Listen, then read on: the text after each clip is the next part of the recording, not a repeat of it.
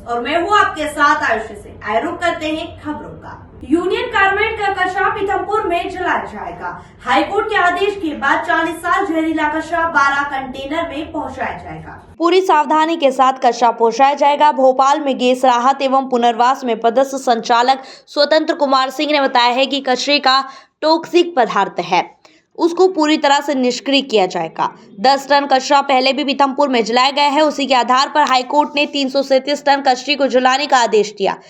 कचरा जहरीला है, इसलिए पूरी सुरक्षा के साथ कचरे को जलाया जाएगा। 3 जनवरी से पहले कचरा जलाया जाएगा। ग्रीन कॉरिडोर बनाकर कचरे को 250 किलोमीटर दूर पीथमपुर ले जाया जाएगा। जिस कंटेनर में कचरा भोपाल से पीथमपुर पहुंचाया जाएगा, उसमें 2 ड्राइवर मौजूद रहेंगे। उनकी सुरक्षा भी पूरी तरीके से की जाएगी। मध्य प्रदेश पुलिस प्रदूषण बोर्ड गैस राहत विभाग इस काम में तेजी से जुटा है। 1 या 2 दिन में इस काम को पूरा कर लिया जाएगा। ये जो पूरी कवायद चल रही है वो 3/12/2024 की जो हाईकोर्ट जबलपुर का आदेश है उसी के पालन में ही ये सारी कार्रवाइयां चल रही हैं। यूनियन कार्बाइड परिसर में जो कचरा है 337 मीट्रिक टन का टॉक्सिक वेस्ट है, उसे पूरी तरीके से रिमूव करते हुए हमें इसे रीसस्टेनेबिलिटी लिमिटेड की जो इंसिनरेशन फैसिलिटी है पीथमपुर में वहां तक पहुंचाना है। इस संबंध में जितनी भी तैयारियां की आवश्यकता थी वो पूरी हो चुकी हैं और हमारे एंड से और न जितने ऑफिशियल्स की ना पूरा सपोर्ट चाहिए पूरी कंपनी को मिल रहा है। पुलिस ऑफिशियल की पूरी निगरानी के साथ में यह पूरा टॉक्सिक वेस्ट सीपीसीबी और Madhya Pradesh pollution control board की भी ऑफिशियल्स की निगरानी में इसको रख करके यहां से ट्रांसपोर्ट किया जाएगा पीथमपुर के लिए, जहां पे फाइनल इंसिनरेशन की कार्रवाई होगी।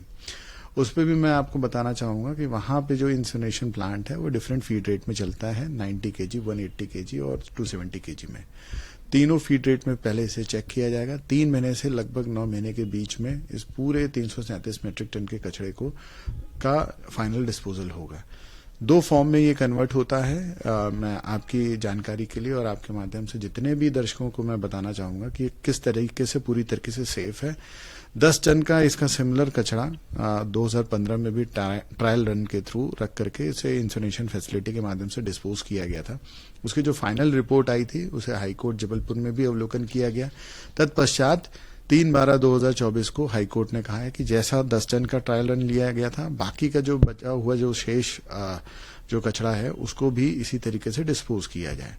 जब ये इंसिनरेशन प्लांट में डिफरेंट फीड रेट में डाला जाता है तो फाइनली 2 फॉर्म में ये कन्वर्ट होता है, एक जो एयर में जाता है और दूसरा जो सॉलिड फॉर्म में रेसिड्यू के बीच में रह जाता है बचा हुआ। तो जो एयर में जाता है वो 4 स्टेज के फिल्ट्रेशन के माध्यम से जाता है और जिसमें सारी जो भी गैसेज हैं वो परमिसिबल लिमिट में है कि नहीं है, वो पीएलसी स्काडा के माध्यम से उसको पूरी तरीके से नोट भी किया जाता है। सारी चीजें रिकॉर्डिंग में है ताकि किसी भी तरीके से फ्यूचर रेफरेंस के लिए और हाईकोर्ट में भी हमें जो एफिडेविट में फाइल करना है वो सब सारी चीजें उसमें इंक्लूड की जाती हैं।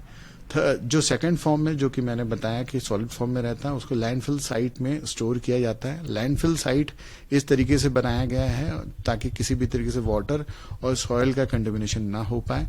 2 लेयर की मेम्ब्रेन उसमें रहती है, वो भी सर्टिफाइड है, सीपीसीबी की गाइडलाइन के अकॉर्डिंगली उसे डिजाइन भी किया गया है।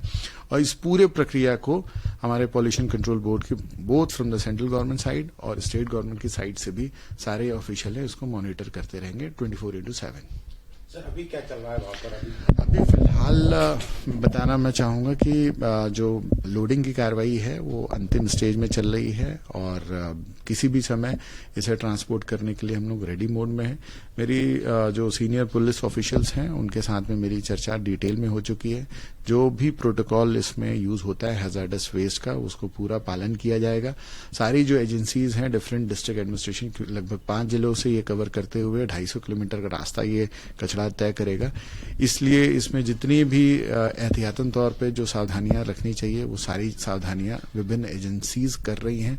बहुत ही बड़ा कोऑर्डिनेशन का फ्रेमवर्क बना हुआ है और जो इसकी डिटेल सिक्योरिटी की गाइडलाइन है, प्रोटोकॉल हैं और सेफ्टी गाइडलाइन है जो इन्वायरमेंटल प्रोटोकॉल के हिसाब से डिजाइन किए गए हैं सीपीसीबी के द्वारा, वो सब सारी चीजें प्रोटोकॉल को फॉलो किया जा रहा है। तो आज है संभावना गाड़ियां जा रही हैं? आज संभावना पूरी है और हमारी तो संभावना ये है कि जितना जल्दी से जल्दी लोडिंग हो, कंप्लीट हो और तत्काल इसको यहाँ से रवाना करें, ताकि हाई कोर्ट में जो हमें 3/1/2025 में हमें ना एफिडेविट भी फाइल करना है, क्योंकि नेक्स्ट हियरिंग 6/1/2025 को है। तो उससे पहले हमें 3/1/2025 में जो एफिडेविट में इसकी पूरी ट्रांसपोर्ट होकर के फैसिलिटी तक पहुंच गई, इसका कंप्लायंस भी देना है। कितनी गाड़ियों में कचरा जाएगा? देखिए 12 कंटेनर में जाने वाला है। 12 कंटेनर वो स्पेशली डिजाइन है hazardous वेस्ट को कैरी करने के लिए, किसी भी तरीके से एयर में और बाहर के तत्वों में कोई मिलावट ना पैदा हो, इसके लिए पूरी तरीके से सीलिंग की कार्रवाई भी उनको की जाएगी। सर कितने कर्मचारी इस काम को अंजाम? लगभग 100 हैंडलर्स हैं वहां पे, जो कि ये अलग प्रकार का कचरा होता है, टॉक्सिक वेस्ट रहता है। तो इसमें जो शिफ्ट वाइज वर्किंग रहती है, आधे घंटे की शिफ्ट में वो काम करते हैं। उनके हेल्थ और बॉडी के चेकअप भी वहां पे होता रहता है, रेगुलर चेकअप होता रहता है। अगर कोई एडवर्स सिचुएशन आती है, उनके हेल्थ पे कुछ एडवर्स इम्पैक्ट आता है, तो तत्काल उसे फर्स्ट एड देने की भी वहां पे फैसिलिटी की गई है। सारी चीजें बहुत ही इंटरनेशनल मापदंडों के अनुसार से वहां पे इसका पालन किया जा रहा है।